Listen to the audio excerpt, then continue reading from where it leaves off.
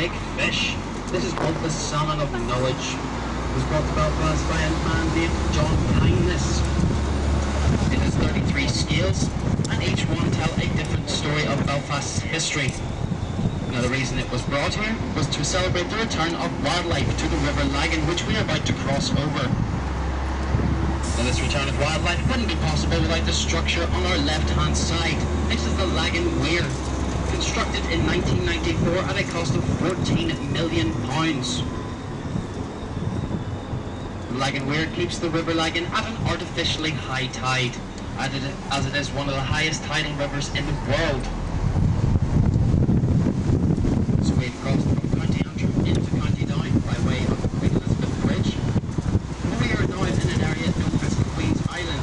This is actually reclaimed land made out of mud that was at the bottom of the River Lagon.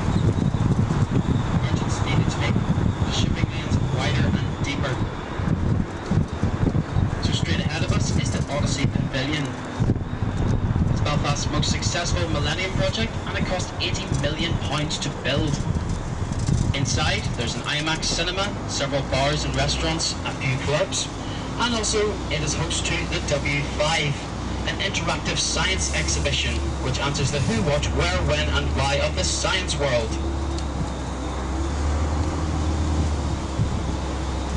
Adjoined to this building is the Odyssey Arena. This is an 8,000-seater arena. Many famous artists have come to play here, and Rihanna is coming in the autumn time. Now it's also host to Belfast's newest sport, which is ice hockey. Now the problem with ice hockey in Belfast is not many people here can actually balance on a pair of skates, never mind play ice hockey. So we need to go all the way to America, Canada and Russia, and we rounded up a team. But the next problem we had was naming that team. Believe it or not, the first name put forward was the Belfast Bombers. This is horrendously inappropriate. Other names included the Belfast Bullets. The men who suggested these names were asked to leave promptly. But they have since been named the Belfast Giants, after the mythical giant Finn McCool.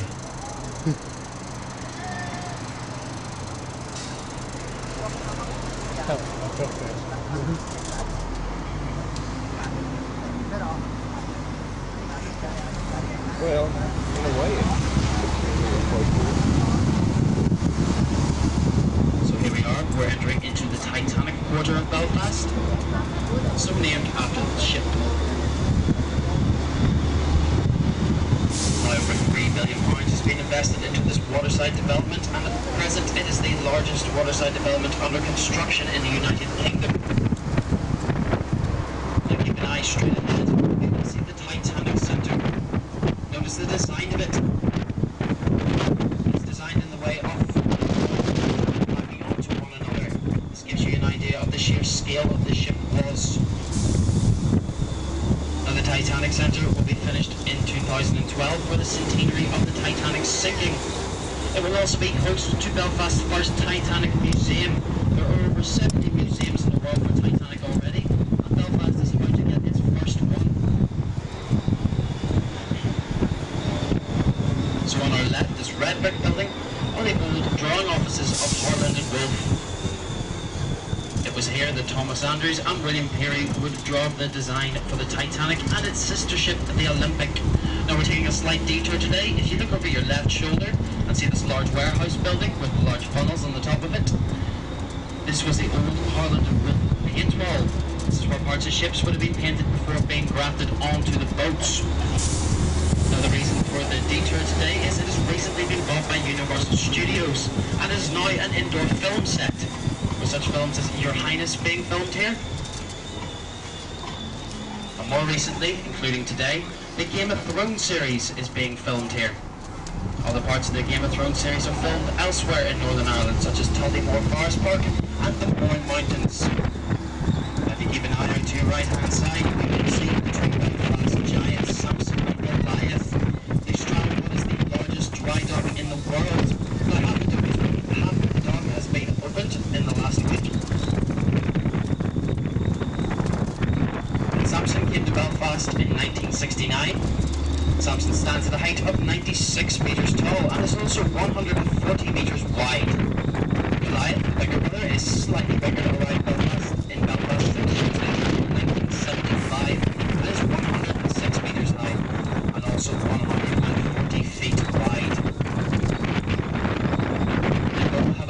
capacity of roughly 60 buses.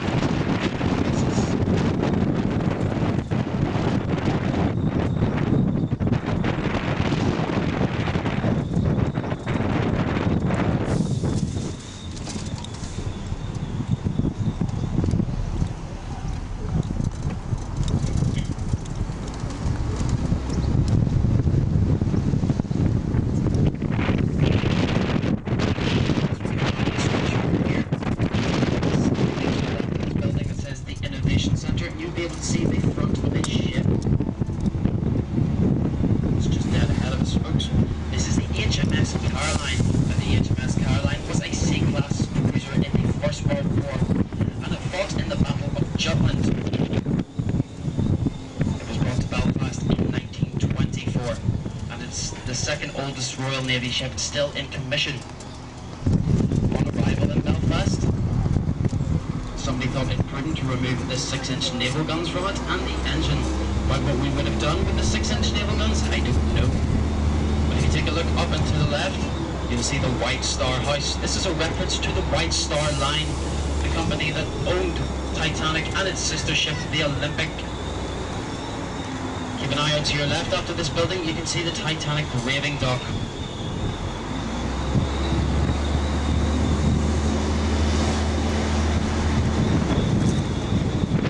As well, and the pump house could have pumped out 21 billion gallons of water in just 100 minutes. This is a huge feat of Victorian technology.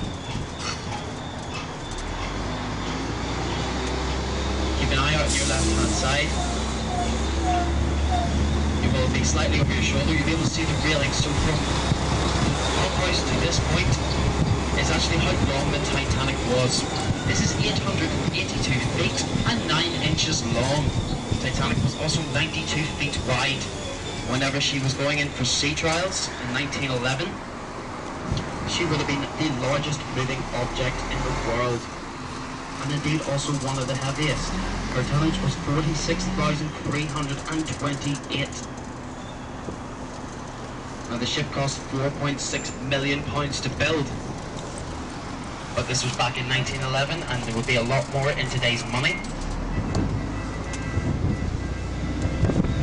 And if you were a worker on the Titanic, one of the 3,000 that worked on the ship over its 3-year construction, you could have expected to earn up to £2 a week if you were a skilled worker. If you were an unskilled worker, you could have expected to earn up to £1 a week. This is because workmen are paid by a rivet.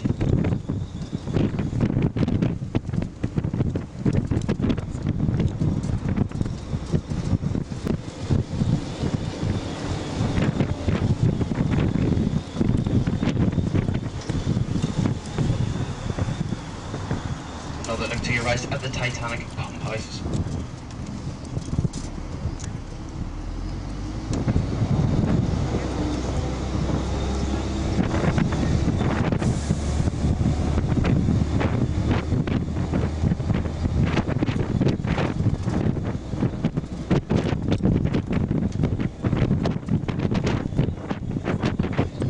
So when many people come to Belfast, they ask why we are so proud of the Titanic. Typical Belfast response is, well, she was fine when she left here. If you want to know what the problem with her was, ask the English captain or the Scottish navigator.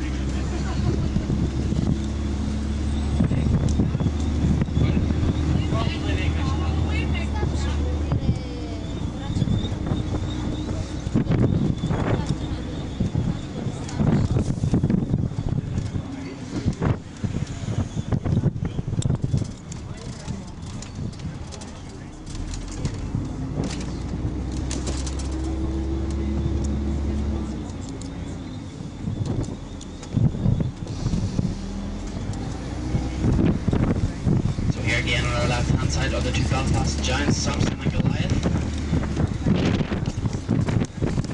Now with the decline of shipbuilding in Northern Ireland, these two cranes were actually going to be deconstructed, but many residents petitioned it and wanted them to remain a part of the Belfast skyline. So alternatives had to be thought of for the cranes. So the first idea was a restaurant, so that you could eat your dinner and look out all over Belfast. But plans quickly came to a halt as there was no quick fire escape. They are now used for a form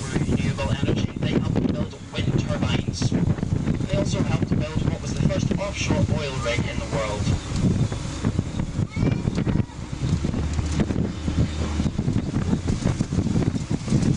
There's also an extreme sports company at the minute looking to do bungee jumping off one of them into the largest dry dock in the world.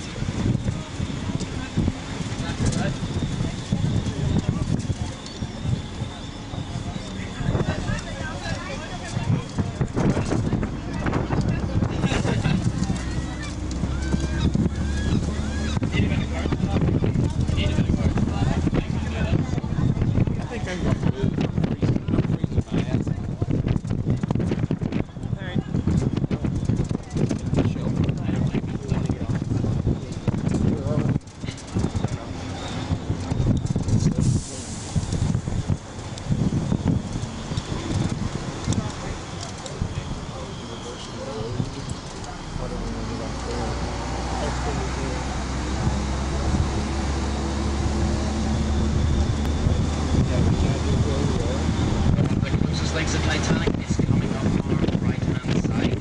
It's a white canopy, and it is the SS Dramatic, another White Star Line ship. Now this ship was used to ferry passengers from the port of Cherbourg to the Titanic.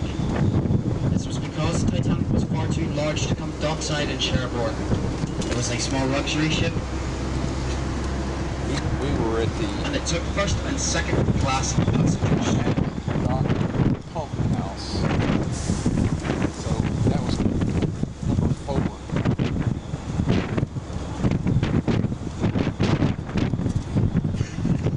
Next would be the Parliament building.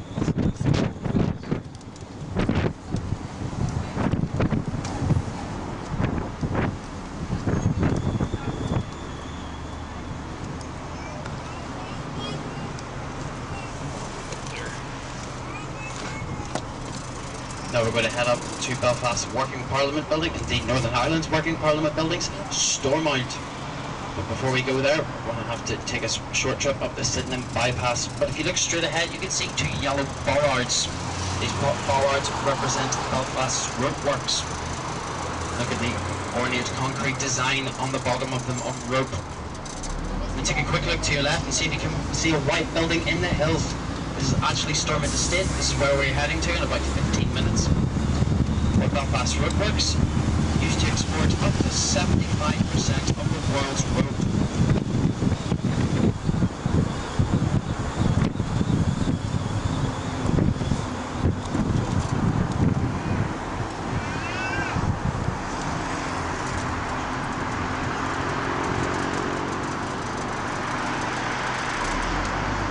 So we're turning onto the Sydenham bypass. The Sydenham bypass is Belfast's oldest dual carriageway, and it was opened up in 1959.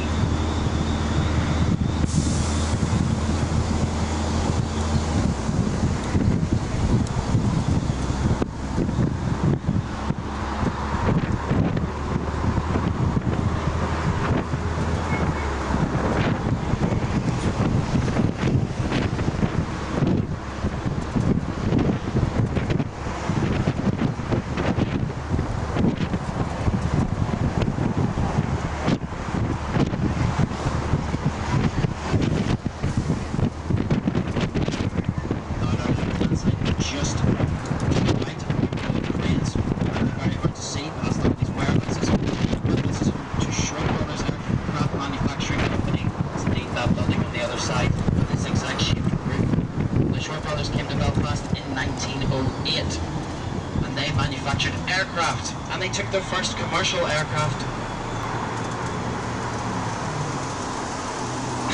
Sorry, excuse me.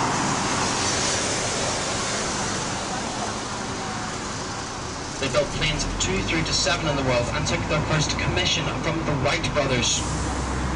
Now the initial design was changed ever so slightly. Wheels were actually put onto the bottom of the planes so that to make for an easier landing. If you've seen the original Wright brothers footage, you will note that the plane actually crash lands. So from this point on the Sydenham bypass, any land you see to your left is actually reclaimed land from the sea, which is to be given to the city by the shipping firm Holland and Wolff. Coming up on the right to Green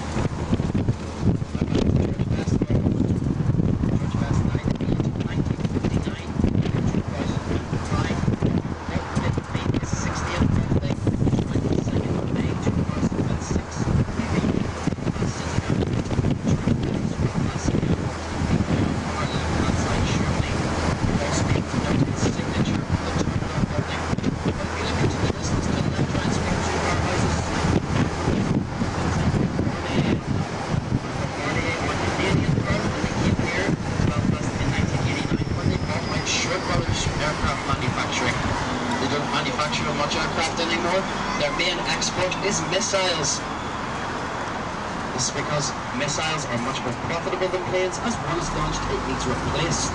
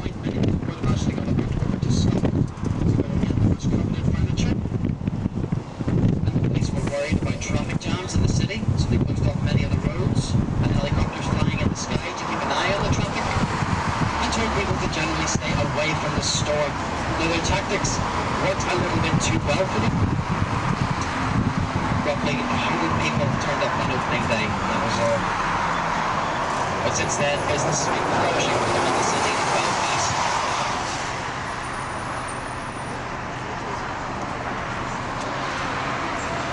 Now we would take the road that runs parallel with this one, we would end up in a small town called Hollywood. And Hollywood is one of Northern Ireland's sports stars, and his name is Roy McIlroy. Roy McIlroy is a golfer, and he's recently won the US Open. And if you were to walk down the streets of Hollywood, you wouldn't be able to help but see his face beaming at you from every shop window. They're very, very proud of him down there.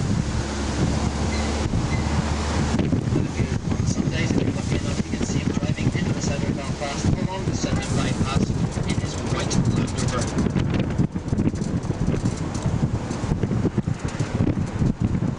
So we're going to head out to the east end of the city. A few famous people came from this end of the city. First of all was George Best.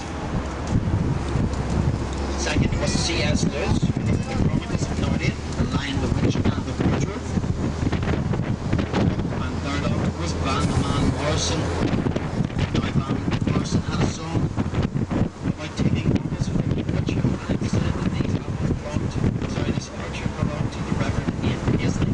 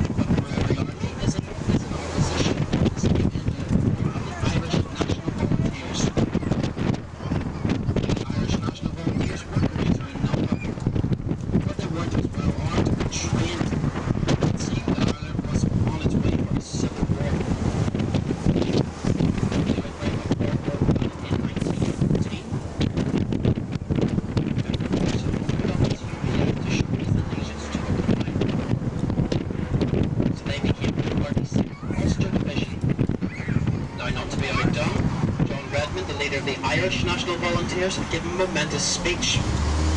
After this speech, 90% of his Irish National Volunteers enlisted and became the 10th and 16th Irish Divisions. So the 10th Irish Division and the 36th Ulster Division were actually to fight side by side at the Battle of the Somme. It was hoped they would get along a little bit better after this battle. Sadly, this wasn't the case. At the end of the Third Home Railroad bill was to be introduced, but with one major proviso. This was the 6 counties that are now Northern Ireland chance to opt out of becoming an independent Ireland. This, they were given 1 month to do so, but it only took them 2 days. This month was known as Ulster Month, but it only took them 2 days to get across the Irish Sea and tell the King of England that they wanted to remain part of Great Britain. This led to the formation of Northern Ireland on the 8th of December 1922, technically for the second time.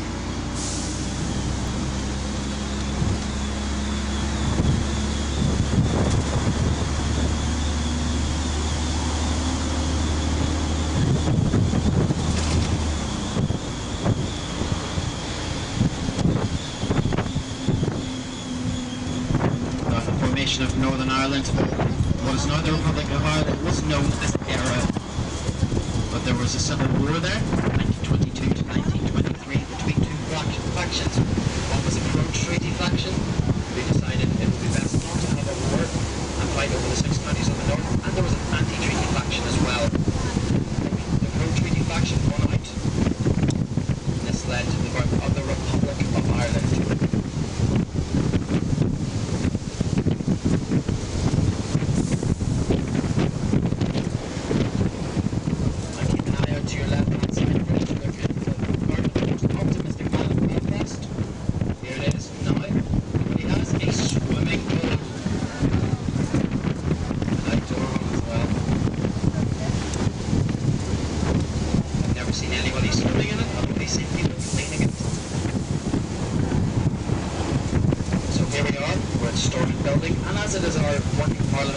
There will be a brief security check, but don't worry, give an innocent smile, or if you are a suspicious character, just tie your shoelace or something. Be back with you in 1 second, folks.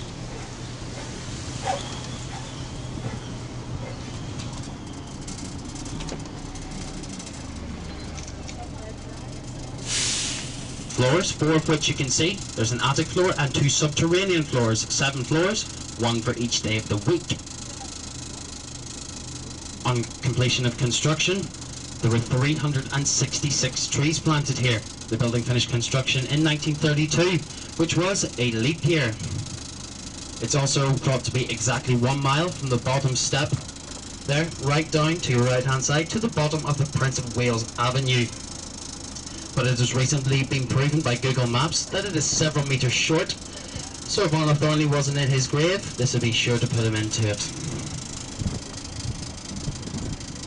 So during the Second World War, this building had to be camouflaged from the German Luftwaffe, and it was coated in a mixture of black bitumen and, believe it or not, cow manure. Now, it was thought that the cow manure would make it easier to clean off the black bitumen, but note that the building is actually made out of Portland stone, which is a brilliant white colour, so it is still stained. It took them 8 years to do this part of the cleaning of it, and to this day, we're still trying to get rid of some of the manure from the inside.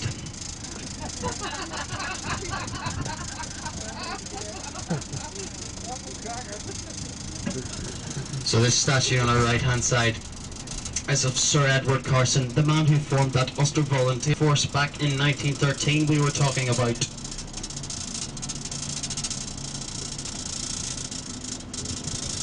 Now, in the formation of Northern Ireland, Carson wasn't actually to stay here for very long. Many people thought he might be head of the Parliament here, but he refused the position. Now, many people thought this is because he was afraid of the IRA. This isn't actually the case. He was afraid of what most men were afraid of, women. He made several promises to the suffragettes.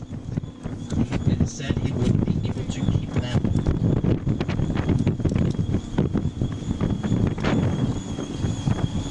Carson was to come back here 2 times in his life. Once was in 1933 to unveil that statue of himself, and the other time was 1935. This was for his funeral, and it is the largest funeral that has occurred in Northern Ireland.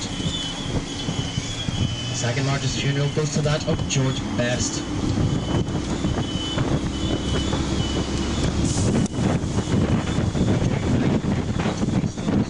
Clinton was a regular visitor to Stormont, and it is said on his first trip here,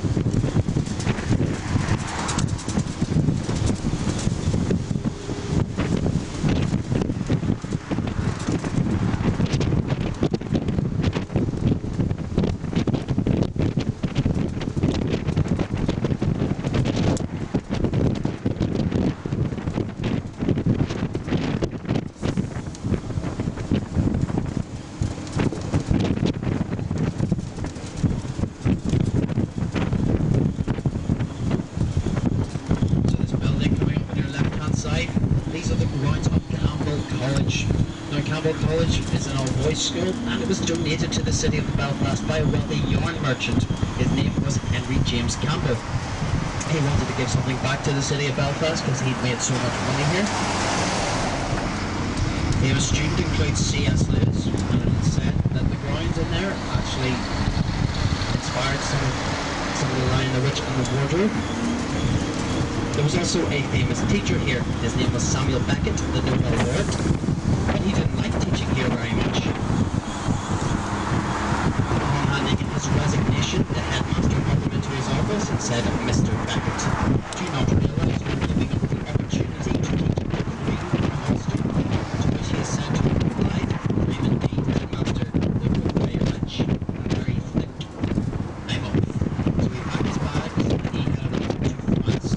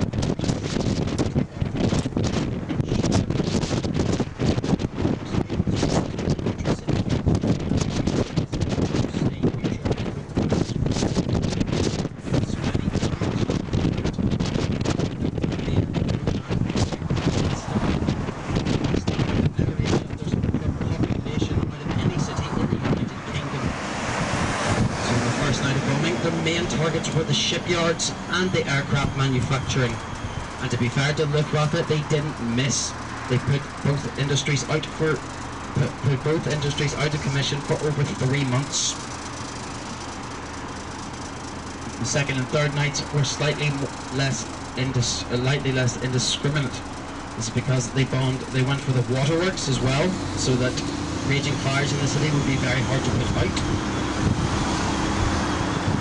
Also, many houses were damaged. In fact, up to half of the houses in Belfast had some kind of damage done to them. This also left the population of about a quarter of Belfast's population homeless. This was 100,000 out of 400,000 people. Now, the reason so many of them survived because half the houses were attacked was because many of them fled to Gale Hill when they heard the air raid sirens.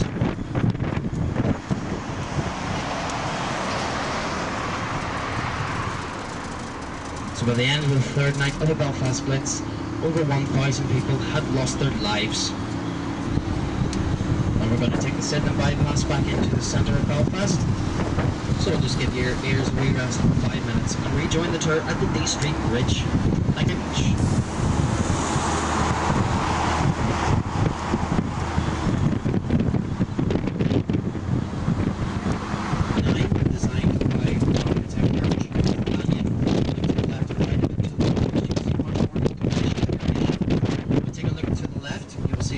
Ship. It is the floating maritime museum and tells the history of the river Lagon from the Ice Age to the present day. As we go around the corner, take a look at this huge metal statue of a lady. She is called the Statue of Harmony. There's an identical statue in Dallas, Texas. If you bring a thing like that to Belfast, though, it's going to get nicknamed. Such nicknames include the Thing with the Ring, Hula with the Hula, and the Door on the Ball. To our right are the Belfast Lagon-side courthouses. You notice the large glass frontage on it. This wouldn't have happened before the 1998 peace agreements.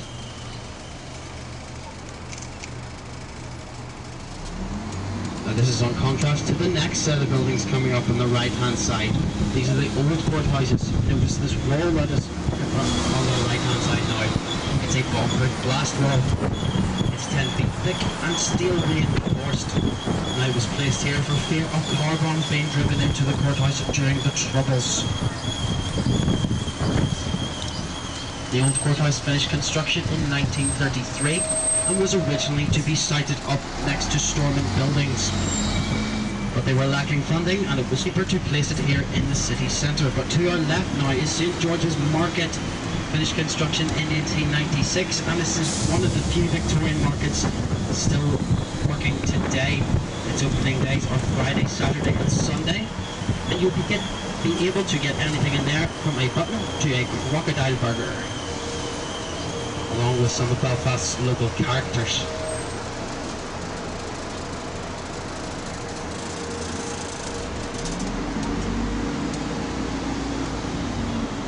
So we're going to turn right onto Victoria Street, so named after Queen Victoria. Now Queen Victoria was to come here in 1849, this is why there are so many streets named after her. And we hoped that she would give us a city charter. She didn't like Belfast very much though. In fact, she only stayed for 4.5 hours. And it wasn't until 1888 that we were to get our city charter.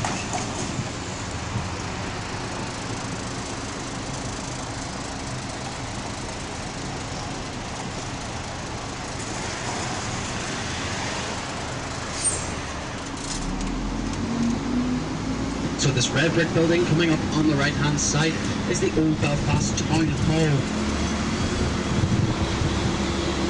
Now when we got our city charter in 1888, it was thought that this building was a bit too drab. So plans for the new Belfast City Hall were soon drawn up. So as we venture further down Victoria Street, you will get another look at the Albert Memorial clock coming up on the right hand side.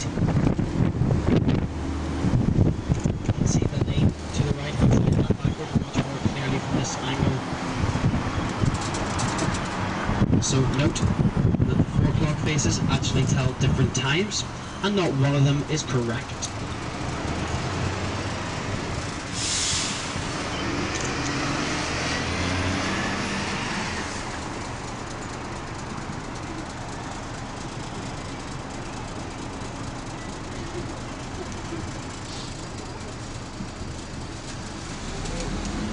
So on our left hand side as we turn the corner is St George's Church. And it was finished construction in 1816, and it is the site where the oldest church in Belfast has been. There has been a church here since 1306. So we're back onto High Street with the river faucet flowing beneath us, and as I said, it was an open river up until 1836. And on your left hand side, try and notice some of the entryways we have.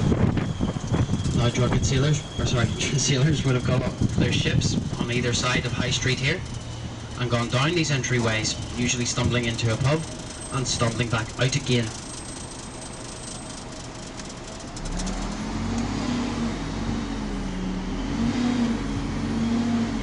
So off High Street onto Bridge Street, so named because it used to be a bridge over the River Farset. And it was on this street that a man named James Murray was to invent milk of magnesia.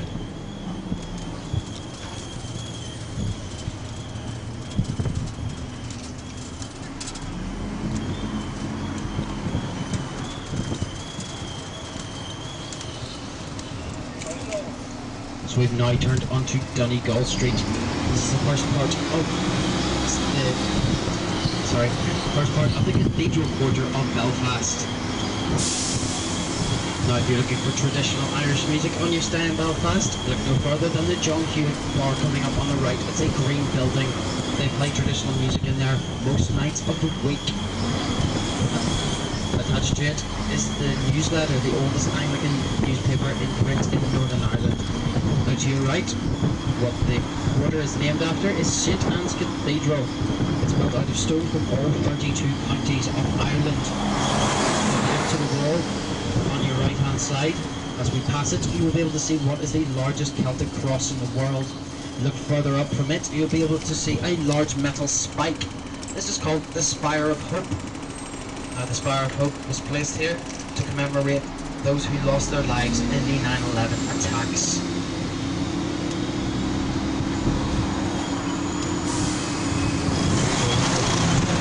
On the right hand side is the Irish News.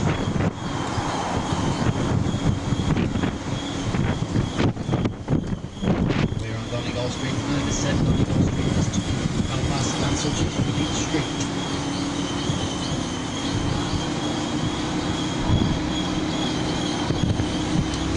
On the right hand side here is St. Patrick's Chapel. The chapel finished construction in 1877, and there was a very famous painter from Northern Ireland who was baptised here. His name was Sir John Lavery, and on his death he left much of his work to the chapel, and 3 of the paintings have recently been valued at £1.5 million each. This building on the right hand side, established in 1774, is the old Belfast poorhouse. The concept of this was simple. If you needed some food and you were too poor to afford it, you could go and work in there and they would feed you. It was run by a family called the McCrackens. And there's a mass grave in there for 7,000 people who starved during the Irish potato famine. And indeed, this is whenever this building would have seen most of its work. This is from the years of 1847 to 1849. Now, during the Irish potato famine, 1 million people died, and a further 1 million fled to America.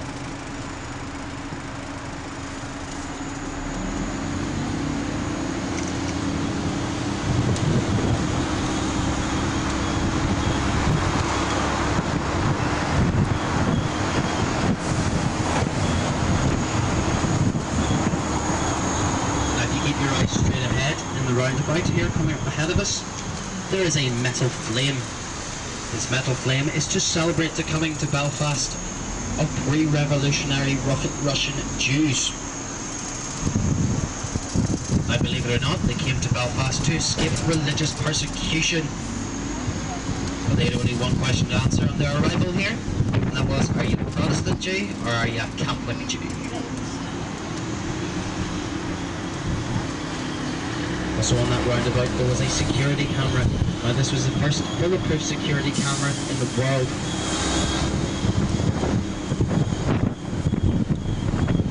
But you are right outside the Mater Inferiorem Hospital. It was built in 1883 and run by a group of nuns called the Sisters of Mercy. It was to be handed over to the National Health Service in 1974.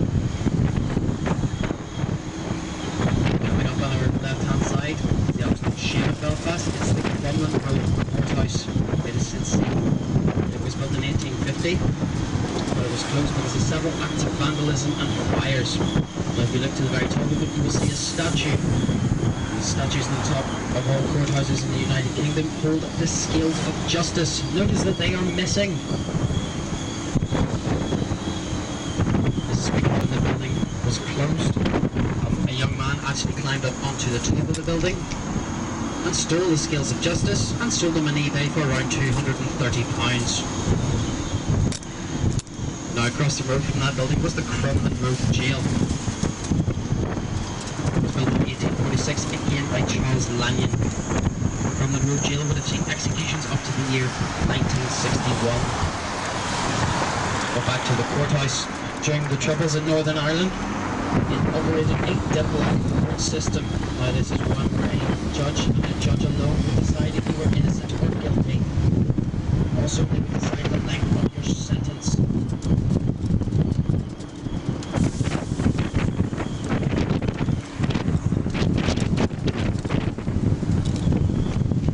So we're going to head into what are known as the Tour of Belfast, into the Shanghai Bonfire.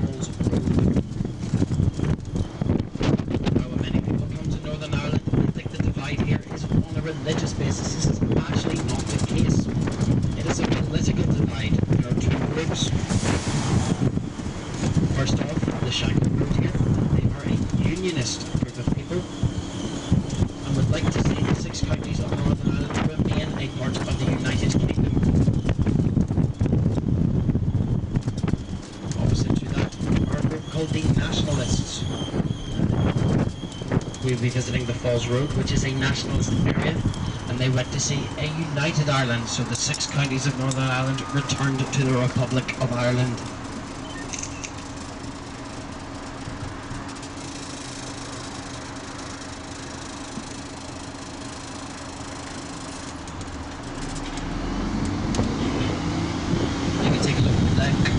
right as we go through these crossroads here.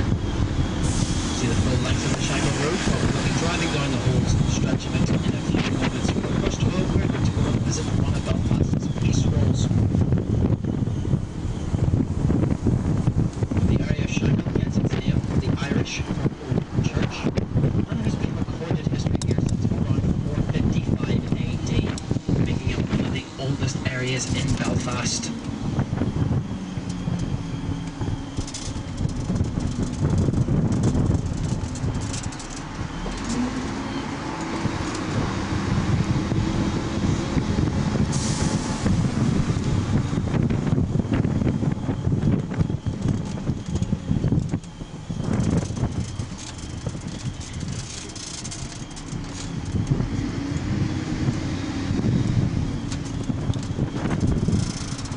So as we turn around the corner left here, straight ahead of us, you will see one of Belfast's 22 peace walls. Not unlike any other wall in, for example, Germany, this wall is not here to completely segregate the two communities. As we turn to the right-hand side, the left here now, you will be able to see the peace gate. And these gates are open most of the day. They're closed at 8 o'clock at night, and opened again at 6 AM in the morning. This is to ensure no late night trouble occurs in any of the two areas on either side of the wall.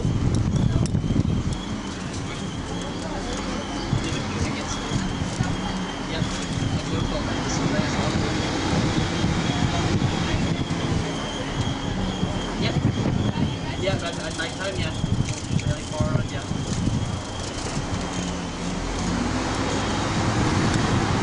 So this peace wall has recently been host to a Graffiti Arch competition, and many people from all over the world come here to sign the peace wall. Okay.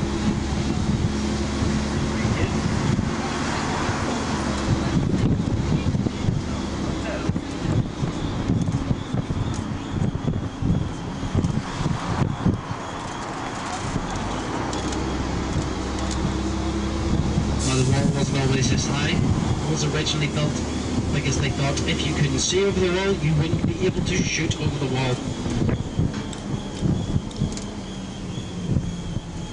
But after this, people started hurling objects over the wall, so it got higher and higher. If you look to this terracotta structure on the left-hand side, you can see the words of some famous people. First of all is the Dalai Lama: open your arms to change, but don't lose your values. Look to this red face on our left hand side. This commemorates Belfast's industrial heritage.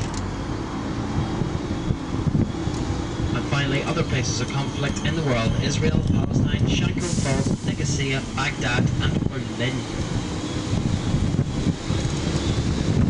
Bill Clinton has also signed the wall, and he says strength and wisdom are not opposing values. But my favourite message on the wall has to be that of an Australian tourist. He says peace starts with a barbecue. Come to Australia.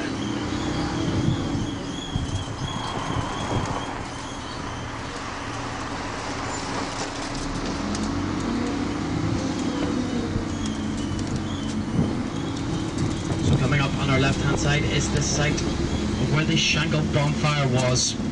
Now this was on the 11th of July, and it would have stood twice the height of any of the houses in this area. Now these are lit up because in 1690, the 12th of July 1690, King William of Orange defeated King James II at the Battle of the Boyne. But on the 11th night, the King William of Orange needed a way to rally his troops together. Now he did this by way of bonfire. They stacked up all the wood they could find and lit it, and troops were able to rally from miles around. So we're at the top of the Shanghai Road now. It sometimes gets very busy, so it's hard for the bus to slow down. Anybody looking for pictures of murals, get your cameras ready.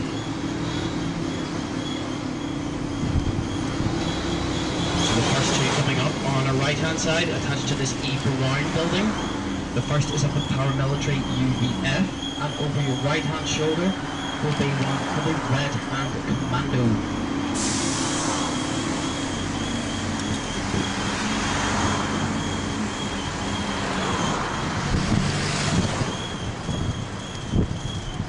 The next two are coming up on our left-hand side after the shop called Glover's. There again of a paramilitary UVF. There are also another two over your shoulder as we pass.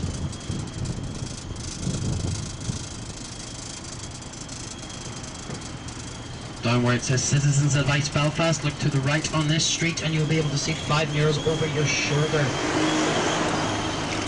The transition of the UVF.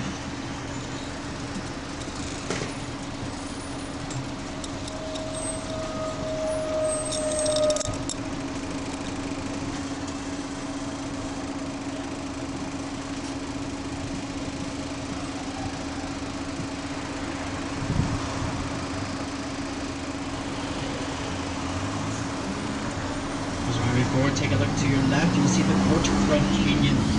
Until 1993, this was a fish and chip shop and it was the site of the Shanghai bombing. 9 people lost their lives. On your right hand side is the Shanghai Memorial Gardens. This is for those who gave their lives in the 36th Ulster Division in the First World War. Similarly, on the right hand side, another mural, the Ulster Tower. It is there for the same cause.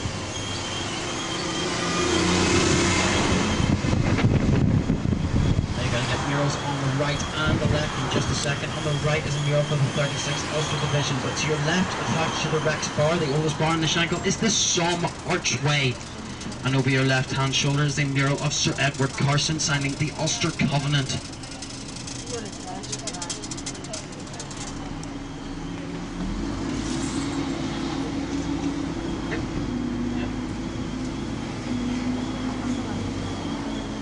Just before Iceland here on the right is the Bayardo Memorial for those who lost their life in the Bayardo bombing.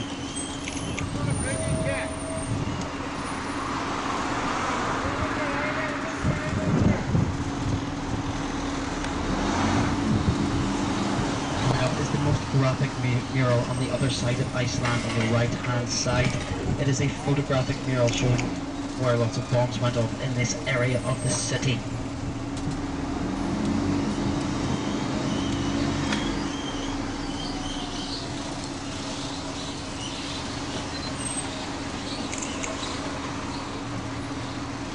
Now we've seen various murals of the UVF. This is the paramilitary UVF in this area, and is not to be confused with the UVF set up by Sir Edward Carson in 1913. They have absolutely no ties, and it doesn't matter how many First World War soldiers they paint on their murals.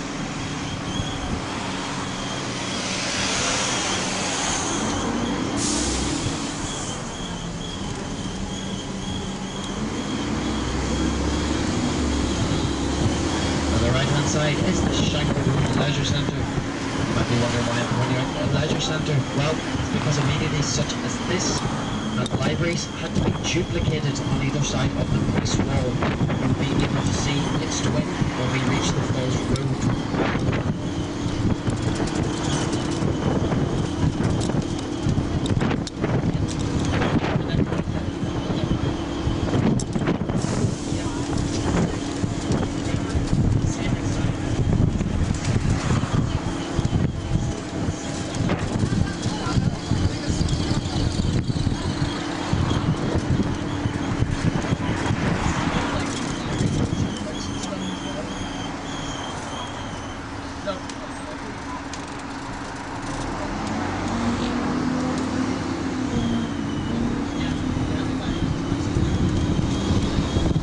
So if you look to our right, mostly over your shoulder, not here in front of us, is the last mural, Shanghai Original Belfast.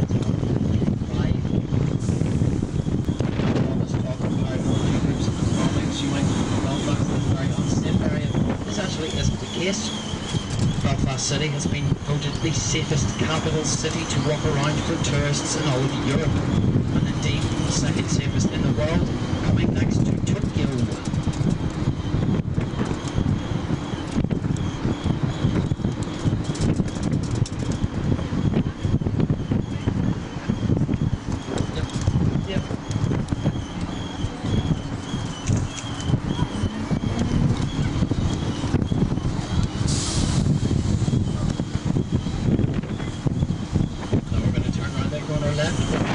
Take a look to the little street here. see that we are on the other side of it and see how close the houses in this community actually are to it.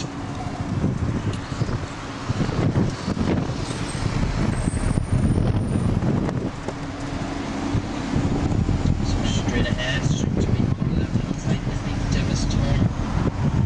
This is where some of the bloodiest battles would have occurred during the Troubles. So bloody the British Army felt it prudent to take over the top 2 floors of the building in 1974.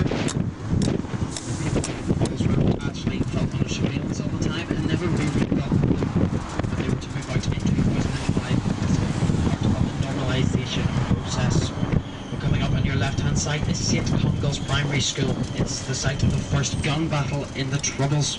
Now if you look to the building you can see where many of the bullets have pierced the wall. 8 people were injured during this, and only 2 of them were gunmen. Now the other shots came from a street on our right hand side, actually blocked by a wall, called Percy Street.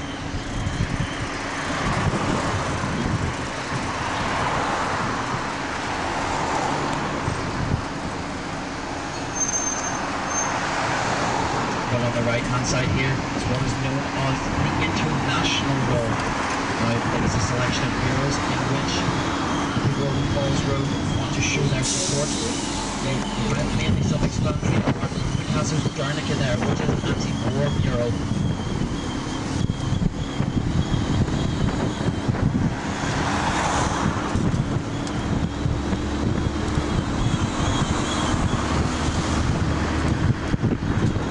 So here we are coming up on our right hand side, the twin of the Shanghai Leisure Centre, Falls Road Leisure Centre.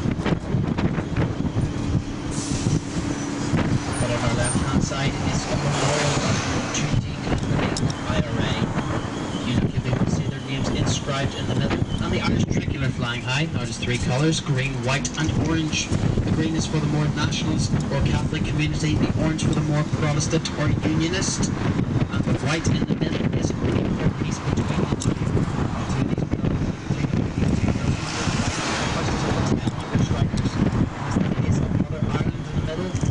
Saoirse on the top of it, which is Irish for freedom. The second one is the most photographed mural in the entire world. It is that of Bobby Sands. He was the first of the 10 hunger strikers to lose their lives in 1981. Now the hunger strikers were striking for political status as prisoners, and it wasn't until 10 of them gave their lives that they got this.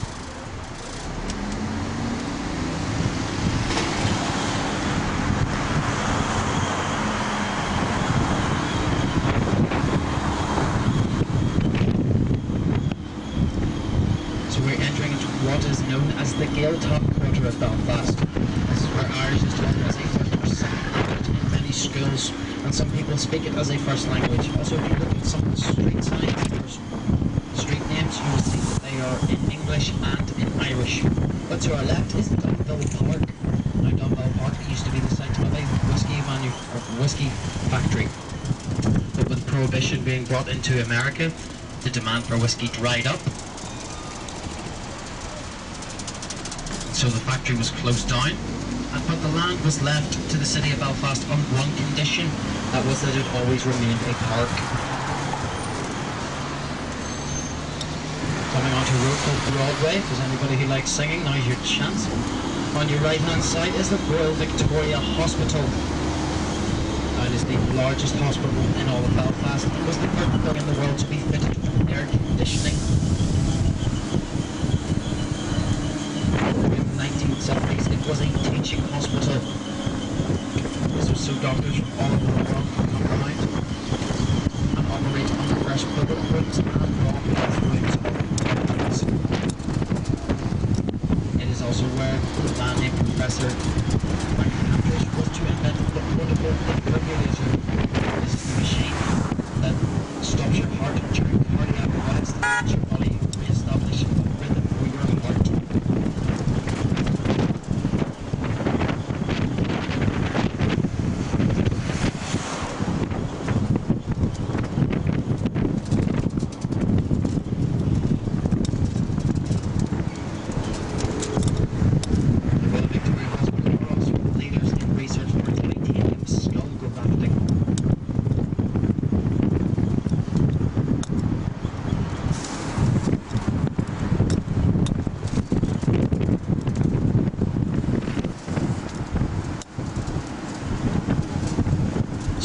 left-hand side here is one of Northern Ireland's highly fortified police stations. These fortifications were necessary during the Troubles. But if you're on the top of the bus, if you look into the back of it, you can see many armoured Land Rovers. Now these Land Rovers are bulletproof and bomb-proof. They have skirts on the bottom so that nobody can throw anything underneath them. And they were most recently belonged to the police service in England to help out with the rioting going on there at the moment.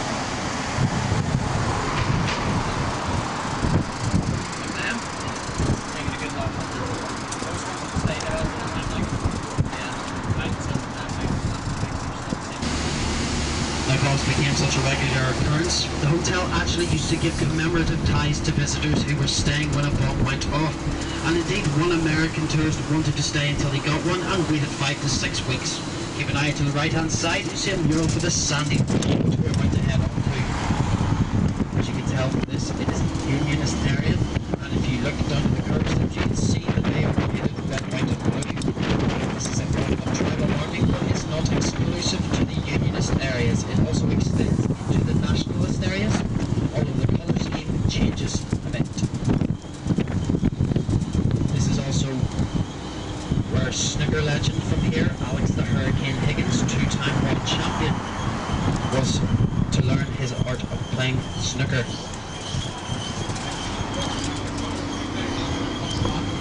Now he also returned here and lived out his last days in a building called New Lydia House, which we will see at the very top of the road. Those of you looking at pictures of murals, get your cameras out again. Be coming up on our right hand side in one moment. Now these are the two worst placed murals in all of Belfast. Parts of the late great George Best. Attached to it is one for a paramilitary group. Now many people come to the conclusion that George Best has some affiliation with this group upon saying this. This is not the case at all. In fact, George Best did his best to stay away from Irish politics altogether.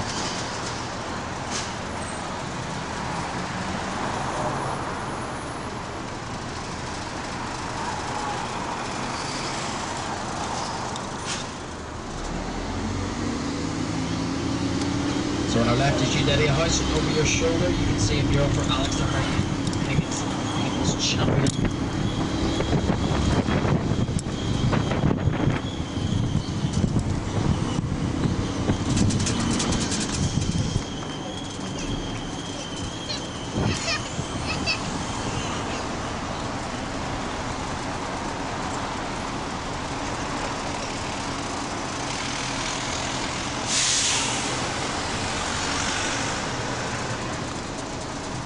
Now if you wanted to enter Belfast in the 1800s from the south side of the city, which is where we now are, you get Belfast, and indeed the ugliest building in Belfast 9 years running. It is the Belfast City Hospital. We're about to go past the houses on our right hand side here. These belong to the Belfast City Hospital, but they didn't always. In fact, this used to be another one of Belfast's poorhouses and workhouses, but this one was different to the other one that we saw run by the McCrackens. This one had an asylum in it. So if you refused to work here, they would send you to the asylum, and if you spent 2 days in the asylum, you would go back to work.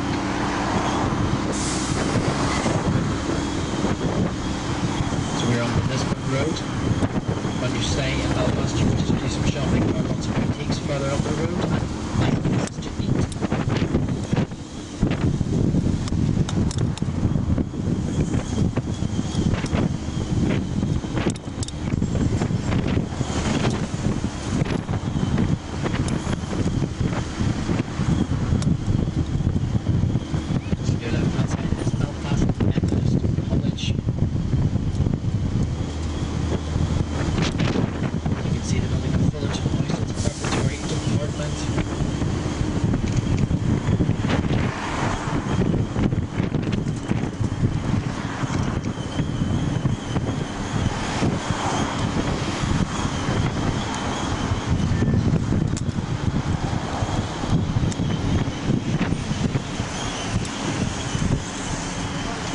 South side of the city during Troubles was actually one of the more peaceful ends of the city. In fact, there are little to no police walls in this area.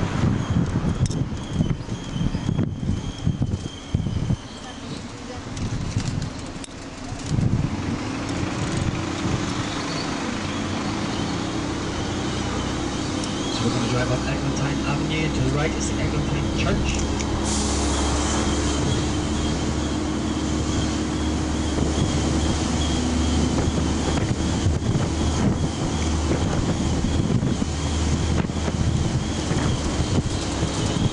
This is also the street your tour guide used to live on when he was a student in Belfast.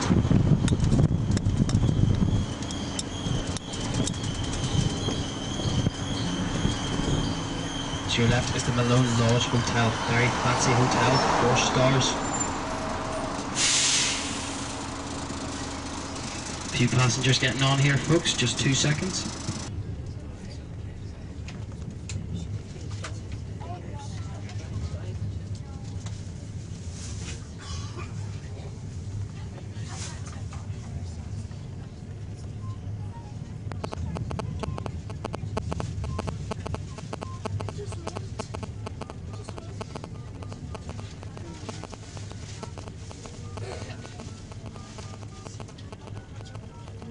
Tuesday and Thursday, and I got called by another crowd yesterday and said, "Oh, interview," and what day would suit you?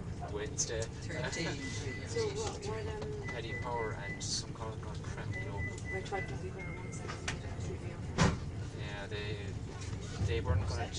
I think they weren't going to take me because I called them last week. It's been like 4 weeks since I applied and I heard nothing back. Yeah. And I said, "Oh, we had someone for that role and they dropped out, so now we're considering CVs again." So I think my call came just at the right time. So what is it? It's a quantitative analyst role, graduate quantitative analyst. It's kind of programming. It sounds very much like my CV. The only thing I worry about is if I want to go to an American company. Everyone knows Pied Piper, especially unfortunately, America's going to Pied Piper. So But I was thinking that, you know, you're going to some Ned Flanders sort of company, gambling company is where you're at last. So you're working for the mob, eh?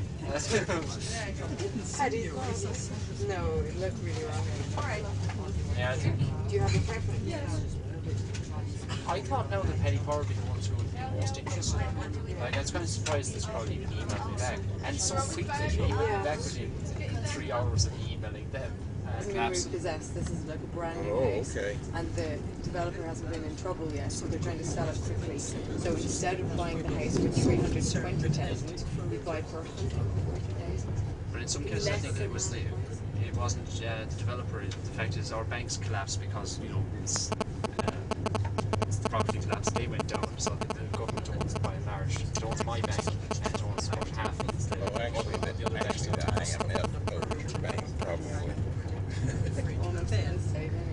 It's rather unfortunate. You should know, you're the finance person. Well, yeah, it's all gone into NAMA, you know. Yeah, which is now one of the largest property owners in the world now. Yeah. Basically, there was so much debt in the world, or in Ireland, around banks. All the property that the banks were repossessing kept. Drags down their balance sheet. Yeah, kept accumulating, and they didn't know what to do with these things.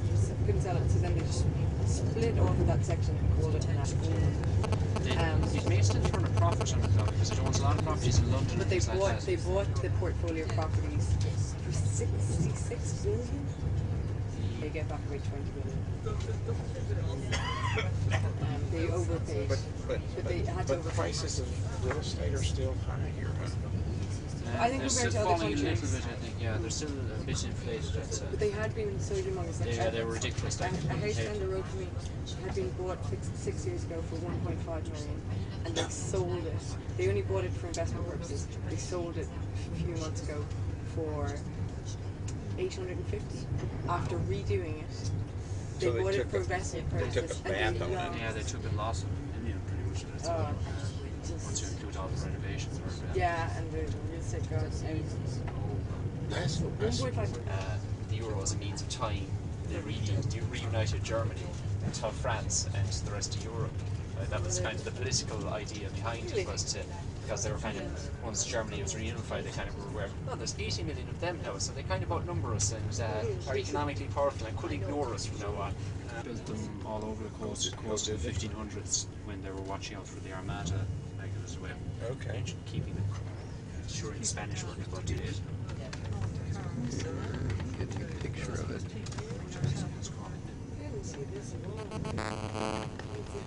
Shoot.